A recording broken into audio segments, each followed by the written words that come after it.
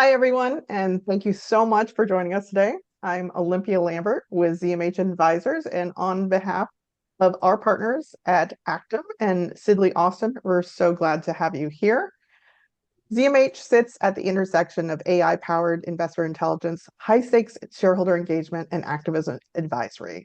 We pride ourselves in helping public companies understand who their investors are, what they're prioritizing, and how to engage before crisis hits. Today's conversation is really a natural extension of that mission and our vision. So today we have an exceptional group with us representing Actim LLC, Sidley Austin LLP, and ZMH itself. So Dan Tarman will be serving as our moderator today, and joining him on the panel are Navanita Chatterjee, Kai Likafit, and our own Wahid Hassan. We can't think of a more qualified group of senior experts to speak to where shareholder activism stands today in 2026. And truthfully, it really is a moment that demands this conversation now more than ever, given our current environment that we find ourselves in.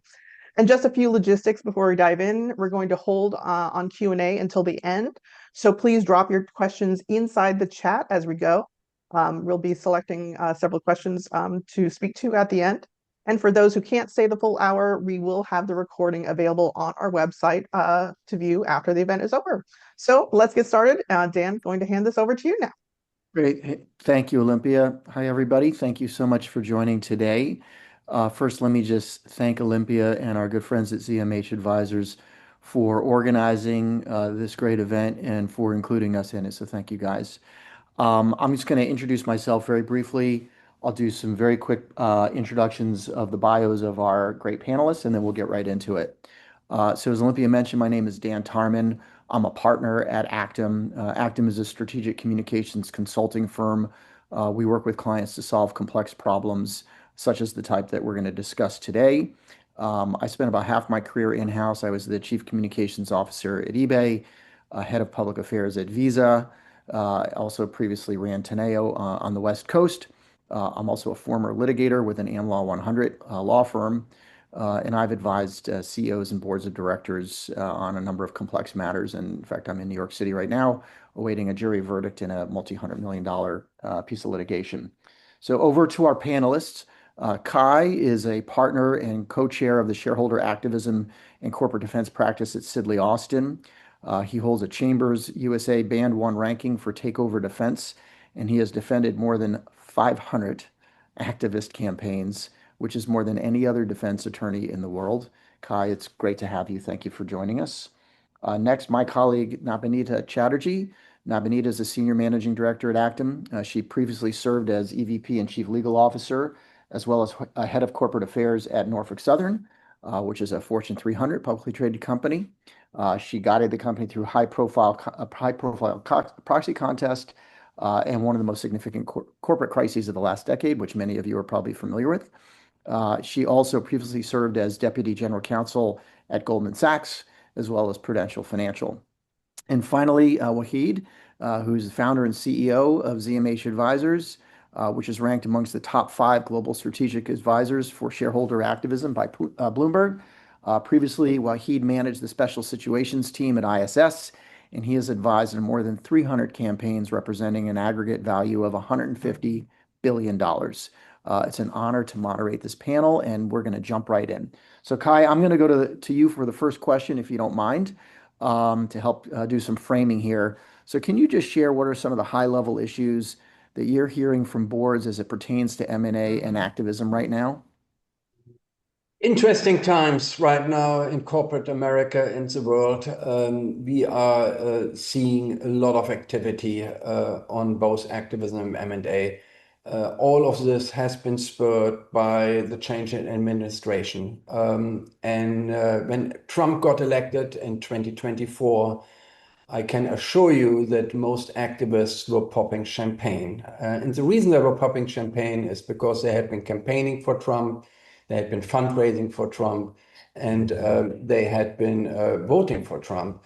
They had 3 reasons to do that. Number 1, deregulation. Number 2, lower taxes. And number 3, less oversight for M&A from an antitrust and regulatory perspective. This was a wish list of activists. Why? Because activists plan A in a lot of situations, at least in the small, mid cap, and large cap space, not for mega caps, is to push a company into an M&A transaction. And the previous Biden administration made it really, really hard to get significant M&A deals done. This is very different under the new administration, even though you still don't get a carte blanche for just about anything. So this was enthusiasm and activism. Activists saw the Trump election. Now, they clearly didn't pay attention when Trump was talking about tariffs on the campaign trail, nor did I, for whatever it's worth. And I think there was a little bit of a rude awakening last year during proxy season when Liberation Day came around. From an activist perspective, what Liberation Day did was it liberated companies from activism, at least for a short period of time, because the market turmoil was a poison pill for activists. But a lot of activists ended up buying the dip after the market turmoil. They approached companies with new positions, and we ended up having a record year for 2025. Now we're in 2026. Going into 2026 proxy season, we thought we would see a proxy season for the record books. And I'm right now currently involved in 10 proxy fights myself, but they're only 10 out of 18. So the proxy season has been a little bit slower, and that's because the Trump administration started an equivalent of Liberation Day, which is, well, now they're trying to liberate Iran.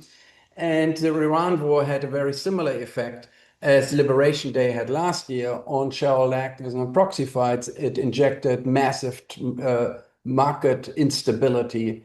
And at a time when activists had to decide whether to put up or shut up going into the proxy season, which is why we don't see dozens of proxy fights and only 18 right now. Now, activists, though, they are very accomplished traders. Most of them are very smart, even though I don't always agree with what they do. And many of them are certainly trying to see what they can do in the current market instability. We would fully expect to see a similar phenomenon like last year, where activists decide to sit out during proxy season for most part, but then ended up buying a lot of new positions when the market prices were depressed as a result of market turmoil. And we certainly expect that activists will approach our clients in the summer and fall with new demands. And I wouldn't be shocked at all if we end up with another year for activism. M&A, to close the loop on that, M&A is another interesting story. There is enormous amount of instability, and typically instability is a killer for M&A. You can have low prices or high prices, it doesn't matter. Market volatility is really what kills M&A deals, not low or high prices. It's the volatility.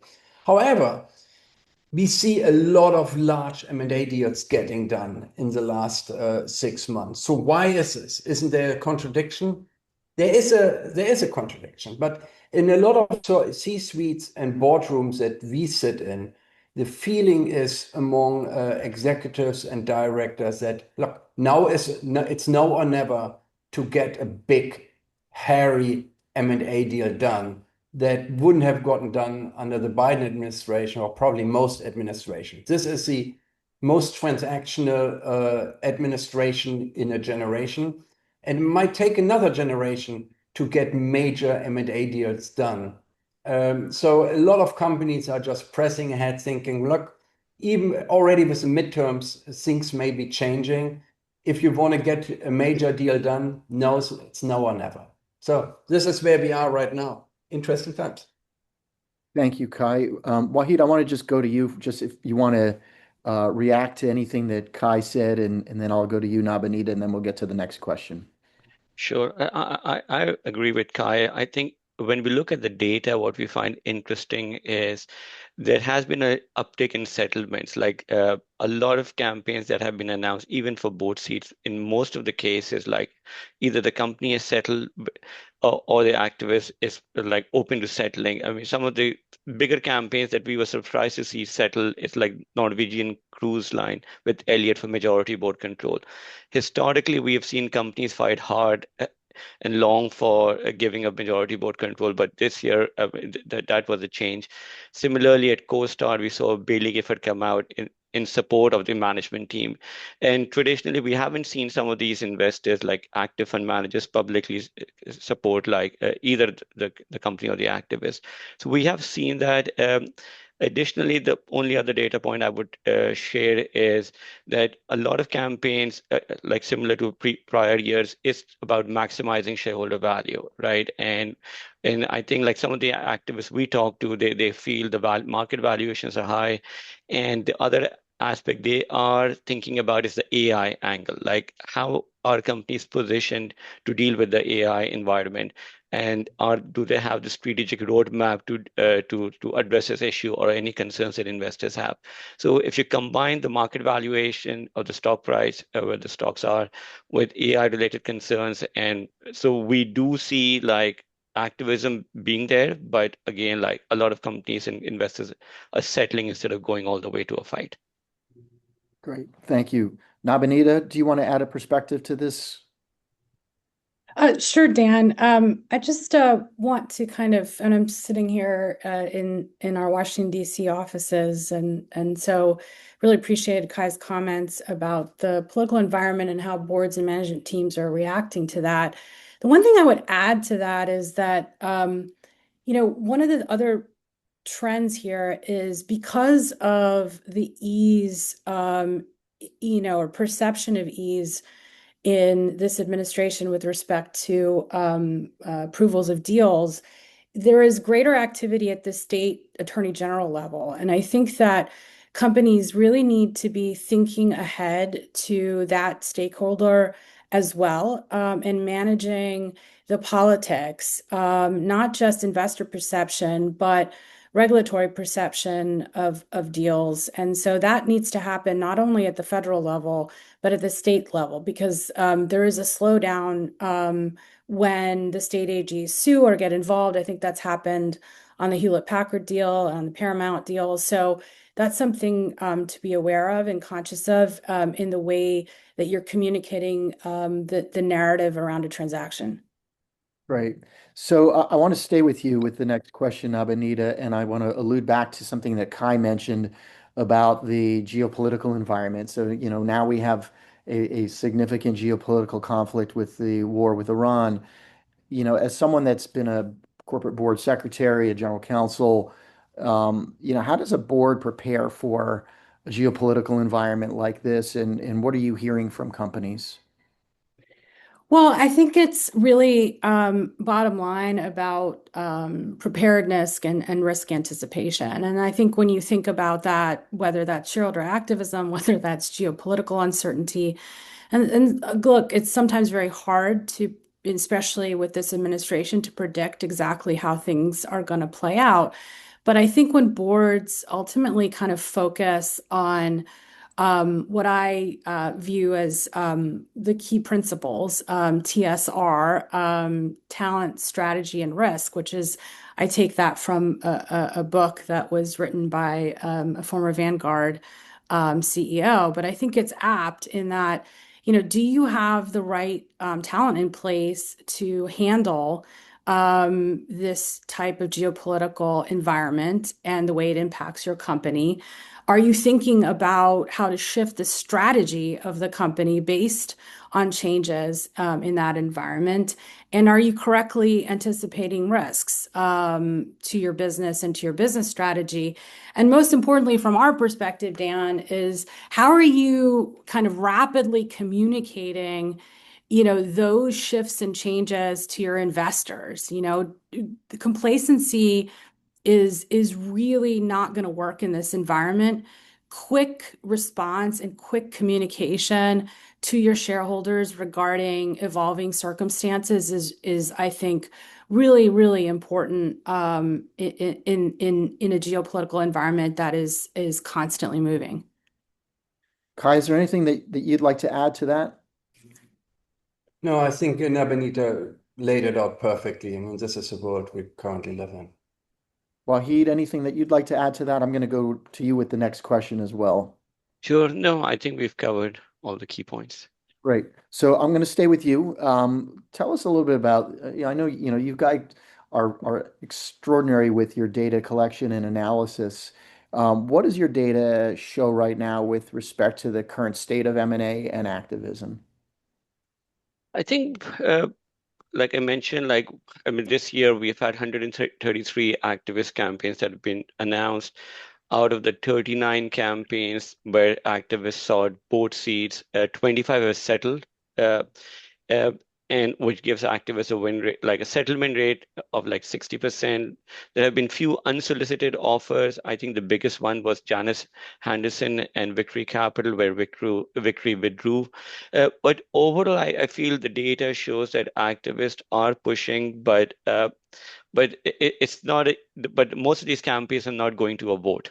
And I think that is what we see a lot of times. We are seeing that the negotiations are like much more prolonged in the process. I mean, typically when we would expect activists to file a deck, or have like fight letters out there, we're not seeing a lot of those. Because we represent both the activists and the corporates, like a number of activists we have been talking to, they've actually they've said like, hey, like we are in negotiation mode, like, and it's taking longer than we expected, but we expect to achieve a favorable outcome. So I think that's what we see in overall in the ecosystem at this point. Great. So Kaya, I want to come back to you, and I want to take us into the boardroom, if you will, and really go from this sort of scene setting that we've talked about to, a live fire exercise, so to speak. So, in a contested M&A situation, you've dealt with so many of these. You deal with them sort of as table stakes in your practice. What does it look like in the first 48 hours from the defense chair when something like this comes over the transom?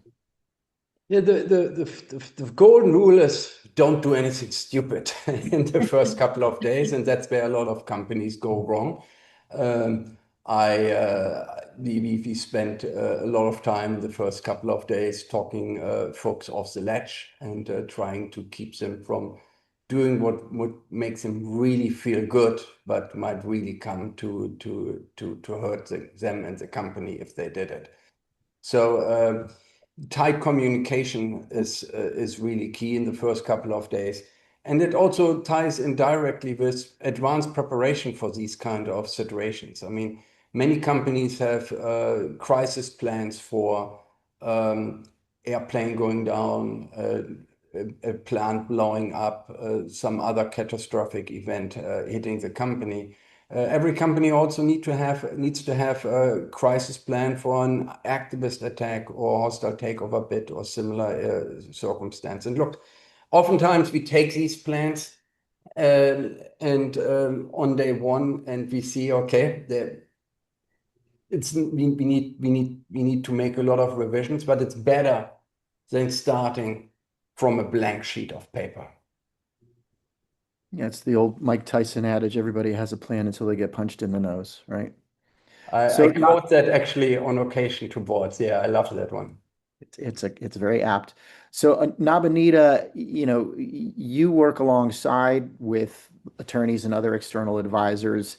So I would ask you, similar question, what does it look like from a communications standpoint, and how does the communications and the legal strategy need to align?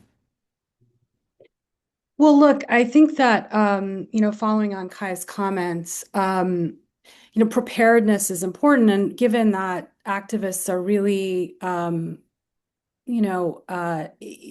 doing what they do throughout the calendar year, communications and working alongside lawyers and advisors like ZMH is an ongoing commitment, right? It's an ongoing practice.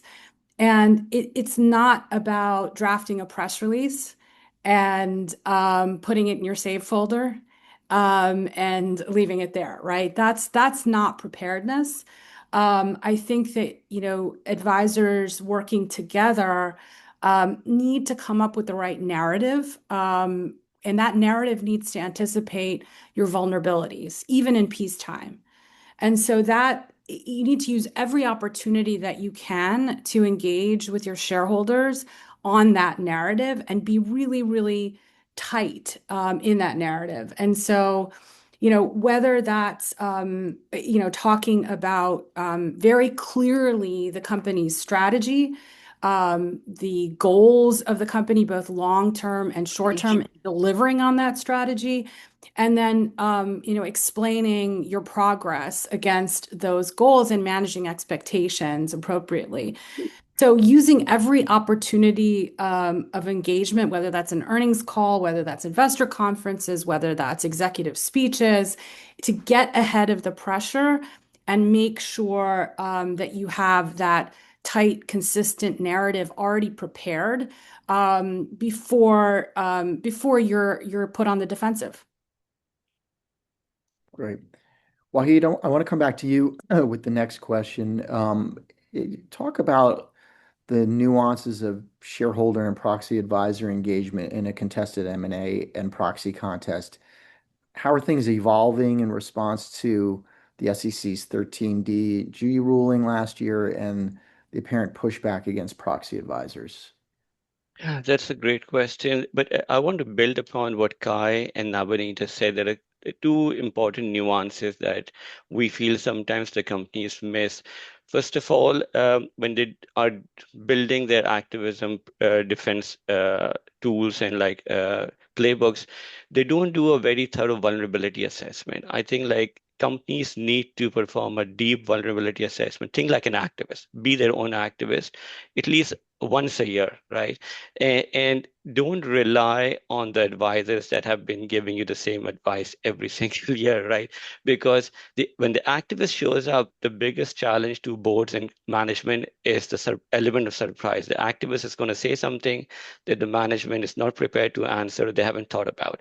And the activist would go to your traditional investors with a thesis saying that, see, the company missed on these 5 elements and they have not answered these 3 strategic questions. Like they haven't done the refreshment they should, with respect to the strategic roadmap. They need to think like a true activist and then build the plan, the response plan accordingly. And that plan has to morph or evolve over time. You can't build a plan, put it on the shelf, and then revisit it after 3 years. It just doesn't work that way. And this goes to what the new shareholder engagement question, right? When SEC came out with the new 13D, 13G ruling, some of the larger investors initially paused the engagement, but they went back to the engagement mode, right? Now, the challenge, the way it has changed significantly over 2 years ago is investors are not pushing hard on companies to say, hey, I want you to make this change on the governance side, or I want this compensation package. They're not saying that. It is incumbent on the companies to identify what these investors want to hear, come up with a game plan and engage with the investor on those hot button issues. Now, the two-way conversation is still there, but it is limited. And that is one of the reasons a lot of companies are coming to us, because we have the data on investors and what do they want to engage with. But I think at the outset, you have to have an engagement program, and that engagement program needs to involve both the active fund managers and the passive fund managers. And it's a big challenge we see in the corporate world is especially for mid cap and small cap companies where most of the campaigns tend to happen, they don't have a relationship with the governance voting teams. They don't have a relationship with the passive investors. They tend to focus exclusively on the portfolio managers or the active managers.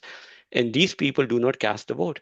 It's a completely different team at institutional investors who cast the vote. So in terms of engagement, what we are seeing is companies are now more focused on who the top investors are, which tend to be index funds. And also one other key change that we see on the investor side is uh, com firms like JP Morgan, they've moved away from proxy advisors, right?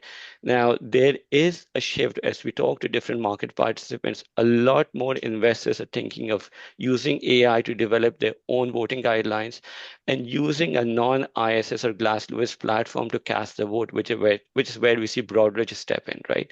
So as this ecosystem evolves, relying heavily on proxy advisors' support, like ISS Glass Lewis support, to win a campaign or win a merger, is going to change.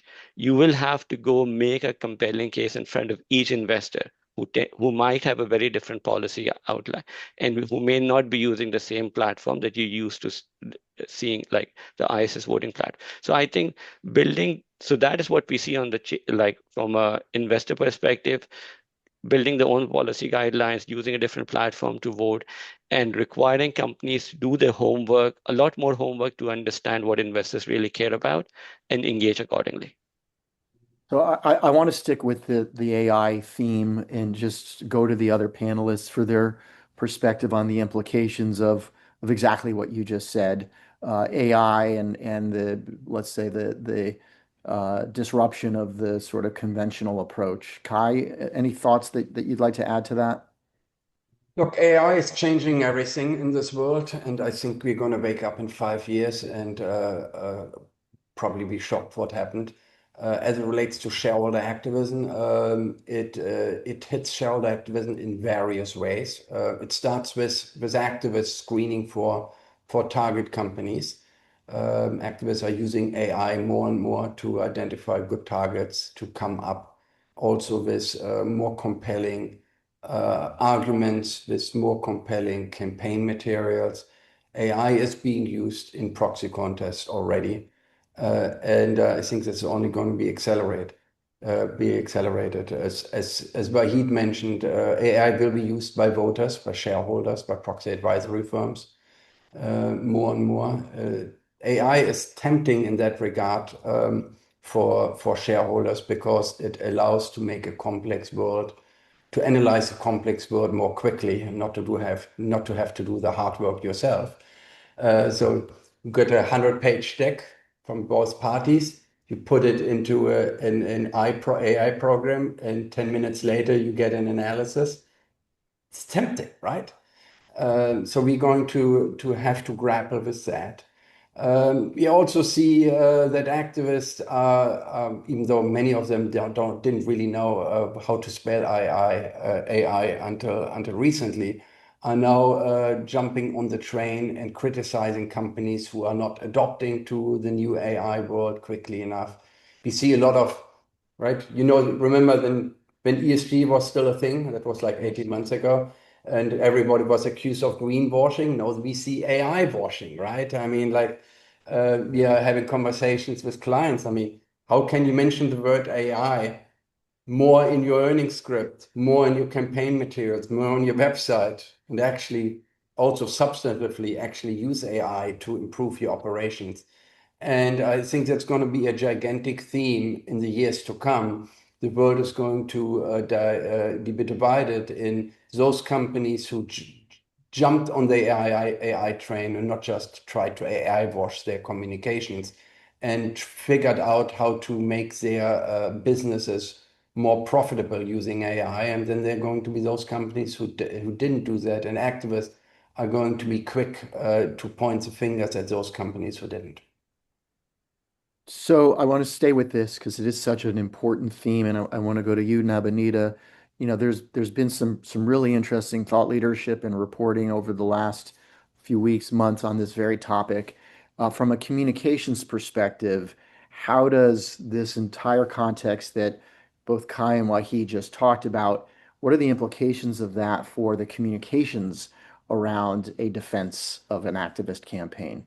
Well, I think it's really, really critical that your advisors understand the AI models and how a proxy voting model might process information that is in the information marketplace and in the public universe. And how can you ensure that your company's story, again, when I talked earlier about creating the right narrative, well, the narrative's only as good as how it is perceived by that AI model and how it is translated for proxy voting purposes. And so whether that's making sure, for example, that your proxy statement is drafted in a way that kind of picks up and is able to be picked up by the AI tools in such a way to make sure that that narrative stays firm and is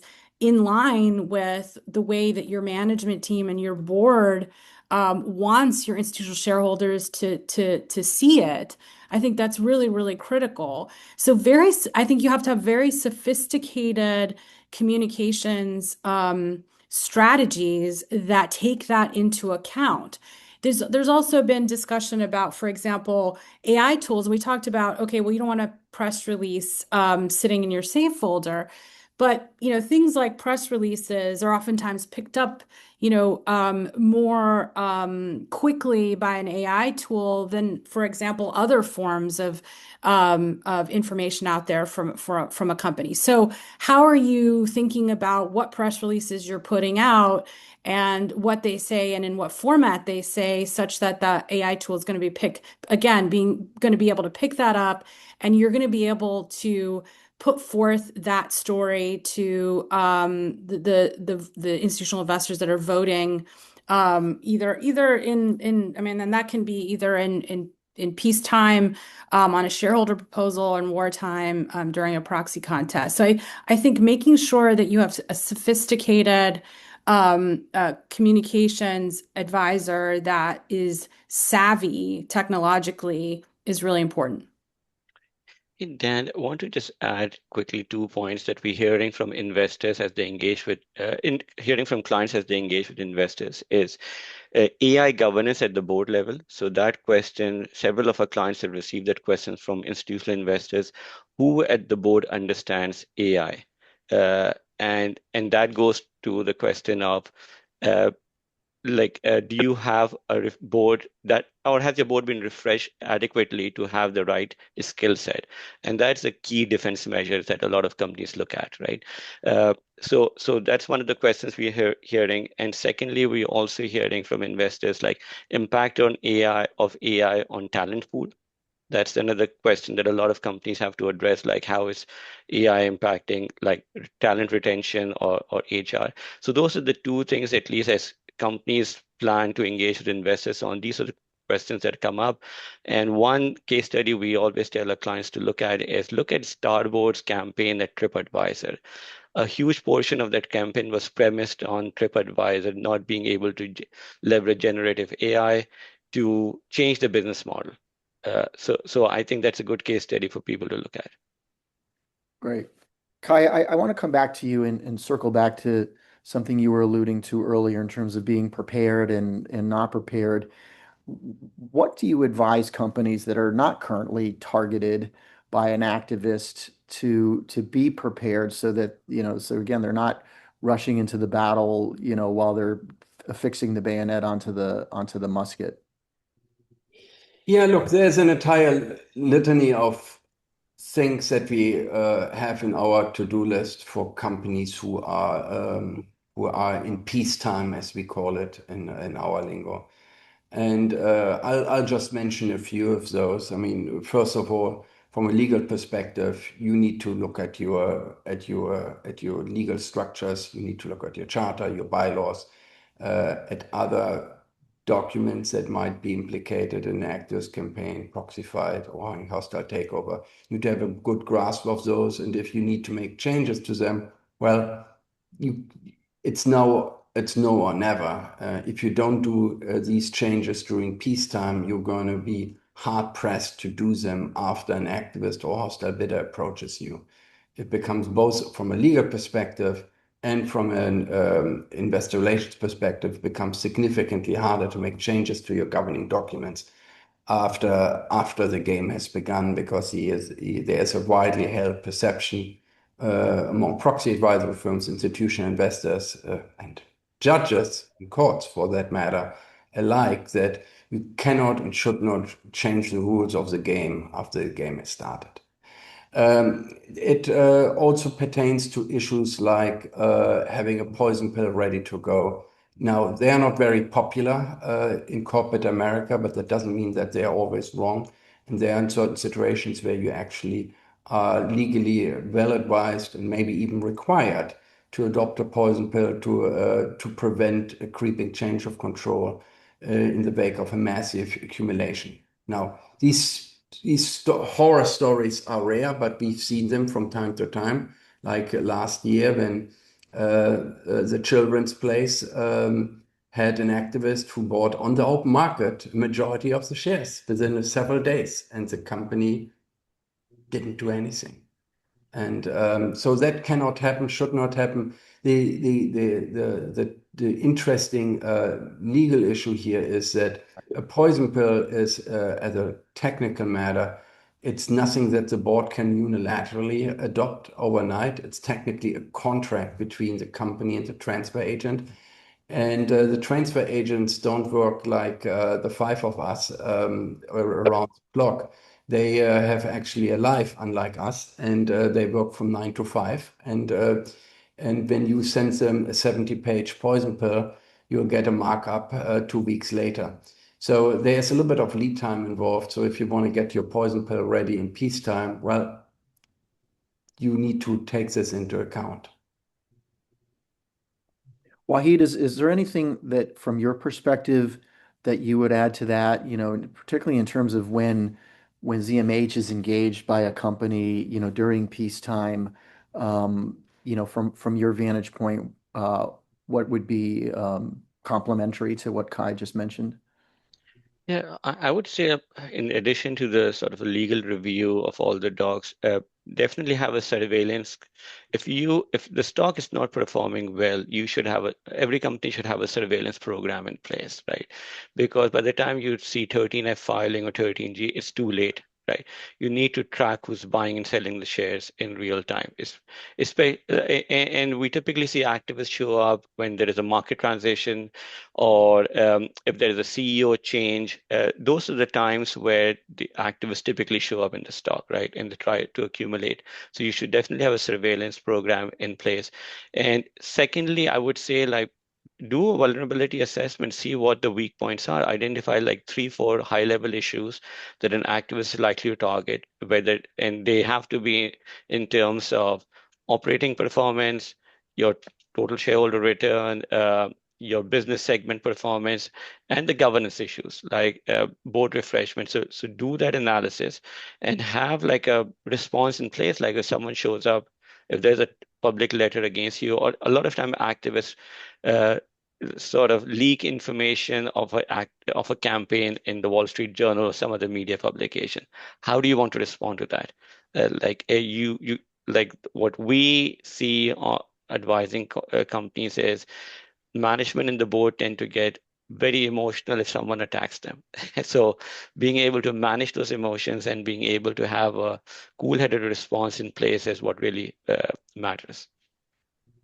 You know, I'm going to go to you, Nabanita, with the same question and with a preceding question to it, which is, Kai, you talked about the things legally that companies can do, and it would seem it might that's probably not easy to get a company to think about, but might be easier than getting a CEO or a CFO thinking preemptively, inoculatorily about communications ahead of, during peacetime. So Navneet, I'm wondering, again, from your vantage point from in-house, how do you get the C-suite focus on something that isn't even in the, in off the horizon, yet, your spidey sense is telling you we need to be ready for this and think about the reputation of the company. Look, I think it's really incredibly important to bring the C-suite and the board along, right? And when I say that, I mean, all the things that we've just outlined. We live in this world, we know these developments, right? And they're leading to increased fragmentation in terms of uniformity of voting decisions and choices. And it's a really huge shift. You think about universal proxy and what that means in terms of the fact that you have more individual directors at risk. When you think about all of the changes we just outlined from an AI perspective, from a proxy advisory perspective, these are really major shifts in the activism landscape. Make sure that the C-suite and the board are understanding those developments, their implications for your company and your shareholder base, and what risks those that they implicate, and what you need to do in order to get ahead of them. I think that's really, really important. I think that fragmentation that's happening and the need to be really granular in thinking about your shareholders and their priorities is going to require some real elbow grease on the part of companies, general counsel, corporate secretaries, investor relations, CFOs. So that's kind of, I think, the first step, Dan, is bring the board and the C-suite along with respect to these developments and what they might mean for your company. So I'm going to stay with you with the next question, and I really want to hear from Wahid and Kai as well. The activists have a playbook that they run, right? So it's not their first rodeo, and they have a very well-oiled communications playbook. Is there a way? Well, first of all, is it just the fact that they've done this so many times that they're just going to naturally seem to be more effective and better at seizing that initiative than the target? And is there a way to shift that paradigm? I think that there's a couple of things that lead to that. One is I think it's the familiarity with the modern communications tools, right? The old playbooks just don't work anymore.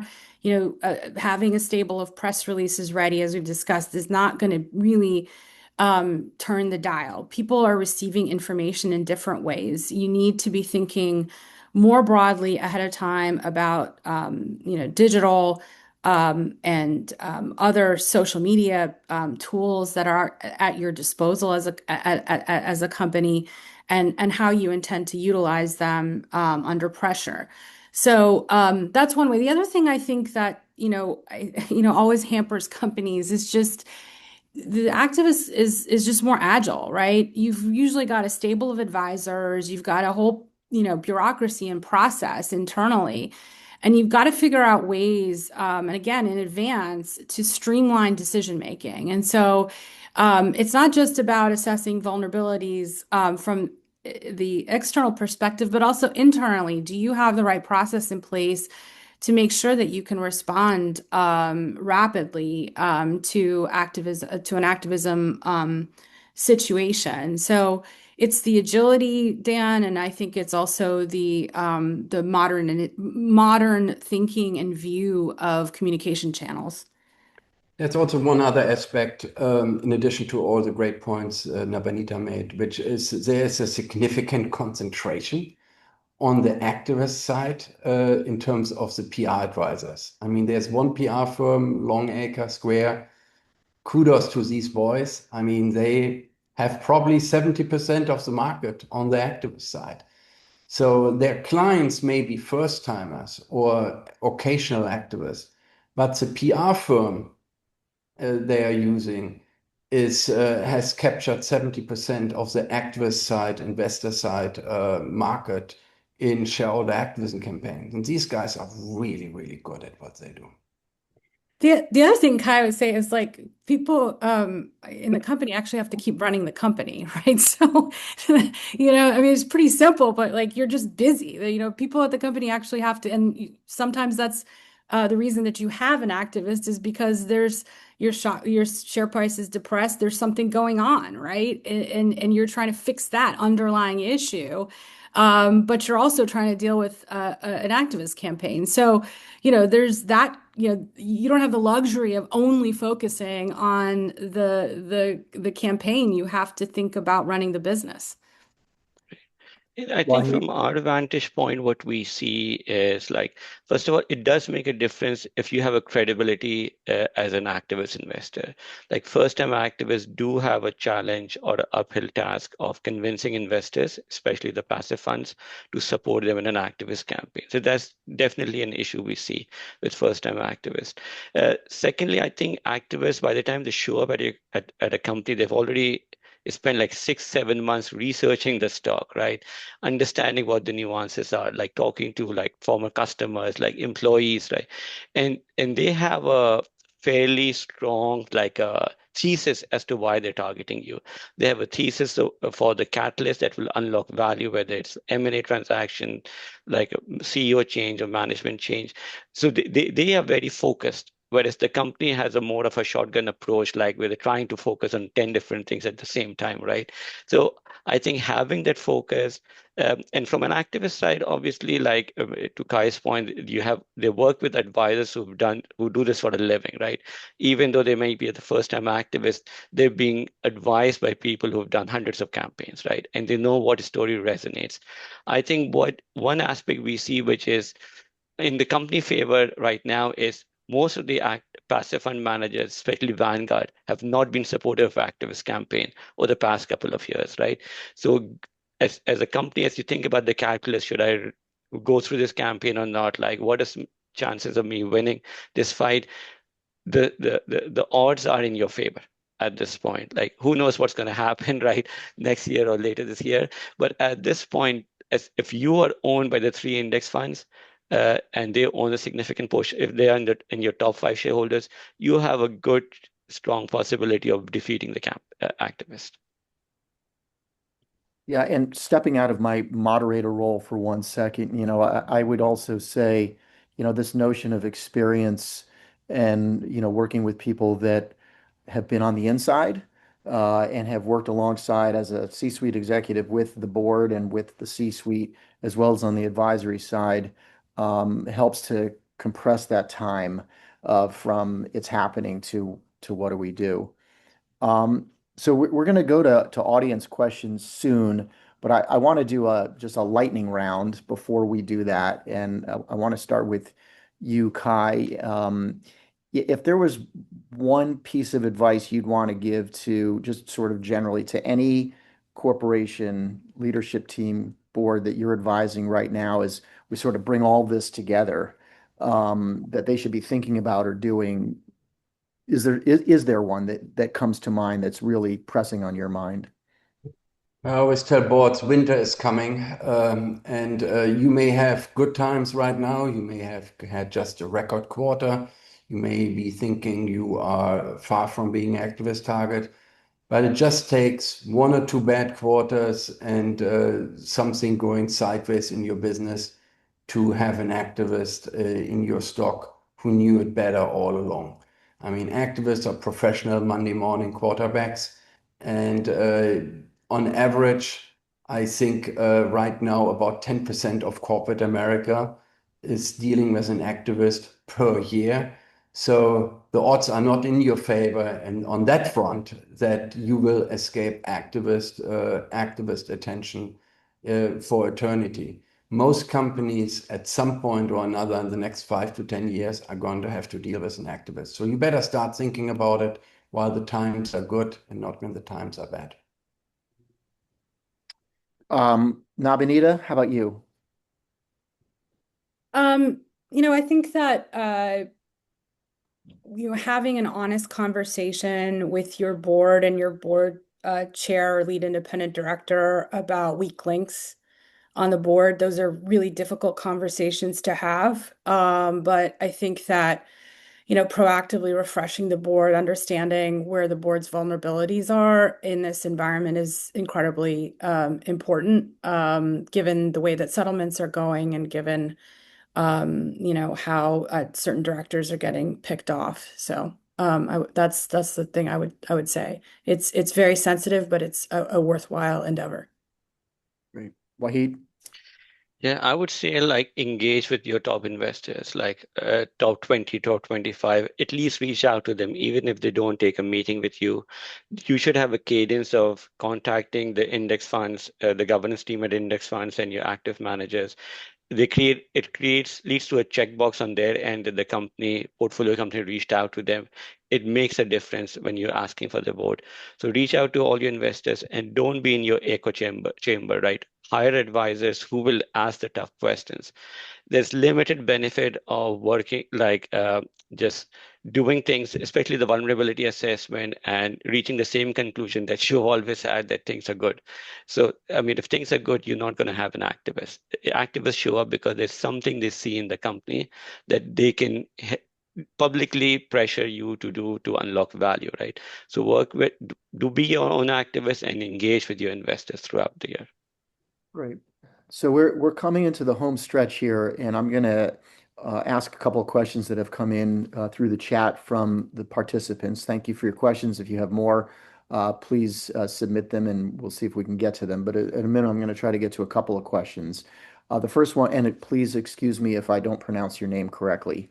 The first one is from Amir, and he asked, to what extent can AI-driven simulation and predictive modeling anticipate the outcomes of proxy fights, and how might that reshape the strategic role of investment banks and corporate lawyers on both sides of activism? I'll start with you, Kai.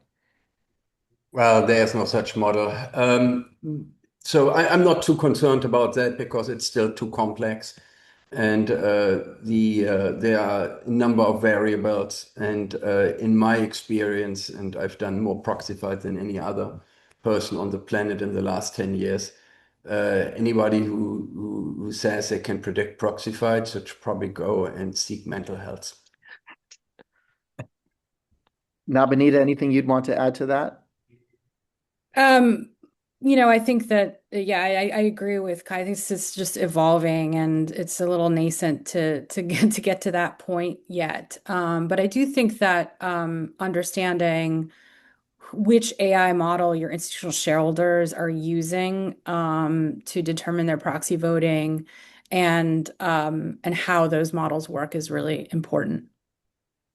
Wahid? Yeah, I mean, I agree with Kai and Abenita. I don't think, because we engage with the proxy voting teams at some of the largest institutions on a regular basis, nobody is at this point nobody intends to use an AI model to cast the vote, right? Or reach a decision on how to vote the share. So I don't think that's going to change. Where we do see AI, and that is what we build a platform around, is understanding what each investors care about, and not every investor cares about exactly the same thing. So like for instance, we leverage AI to like track the voting history, voting rationale across thousands of votes for each investor, and that is how we believe companies and corporates can leverage AI to better understand what their unique investors looking for and engage accordingly. Great. So we have one additional question, and I'm going to call this the last question, and then we'll wrap up because we're coming to the top of the hour. It's from Jeff Nissenson, and this is to all the panelists. And I'll start again with you, Kai. In your experience, do activist investors often initiate a position before requesting a meeting with the company? In most cases, yes. Not in all cases. I mean, there are situations where activists, in particular, if it's a complicated company, they're approaching the target privately first to kick the tires, if you will, before building a stake. But in most cases, the company sees that an activist shows up already with a significant stake in hand. Great. Wahid, anything that you'd like to add to that? Right. I would just add that in some cases, we've seen activists do market due diligence on a company, and they may reach out to a bunch of different companies in the sector. So just because they reach out to you does not mean that you are the target. You may be one of the peer companies they're thinking of targeting, and they're just doing market research. So, but obviously that kicks off a very different internal process the moment you hear from an activist investor they want to talk to you. But in our experience, there are activists who are conducting research by talking to multiple companies, and they don't intend to run a campaign at you, but they may be thinking of running a campaign at one of your peers. Got it. So I'm going to do a quick zoom out for the sort of last comments. Nabonidha, I'm just going to ask you any final comments, tying anything together from what we've talked about. Then I'm going to go to you, Kai, and then I'm going to go to you, Wahid, and then we will adjourn. I think from my perspective, Dan, one point that we haven't covered that I think is really important from a communications perspective is that, an activist, its critiques and its criticisms have an impact on the company's reputation. And the C-suite and the board and the management team have to live with that reputation and run the business after the campaign and the vote is over or the settlement is done and announced. And so, I think that without being overly reactive or overly defensive, I think that communication strategies need to take into account that reputation impact and the perception of all of the company's stakeholders to that critique and criticism and messaging, not just investors and Wall Street. Customers pay attention, employees pay attention, and they're oftentimes, ignored or given less priority. And I think that that's a mistake. I think that communication strategists should be thinking holistically about the company and the environment in which it's operating. Kai? That's exactly right. And in fact, oftentimes the decision that we are debating with boards across the United States is not so much whether we would prevail at the ballot box. We are oftentimes confident that we will. It's about whether or not the cost of fighting a proxy contest exceeds the cost of having an activist on the board. Mm-hmm. And that's sometimes a close call. And Yep. a lot of boards are grappling with that decision. It's not easy. It's not a fair game. You cannot run a proxy fight in a vacuum. Wahid, I'm going to give you the last word, and then I'm going to bring us to adjournment. Right.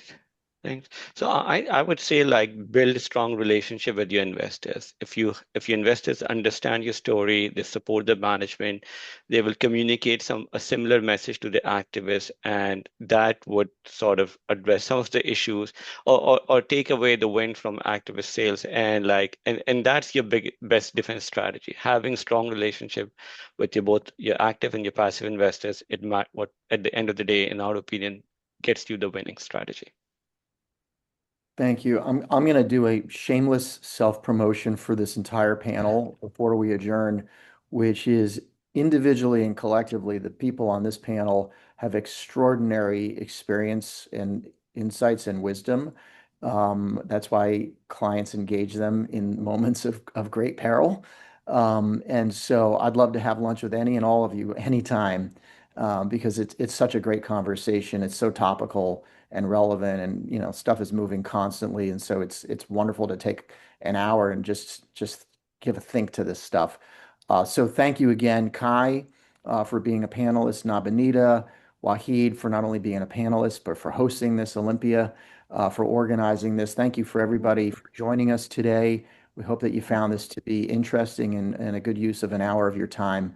And hopefully we'll do this again sometime in the future. Thank you. Great. Thank you. Absolutely. Thank you, Dan, for moderating. Absolutely. Bye-bye. Thank you, everyone. Night. Thank you. Bye. Bye.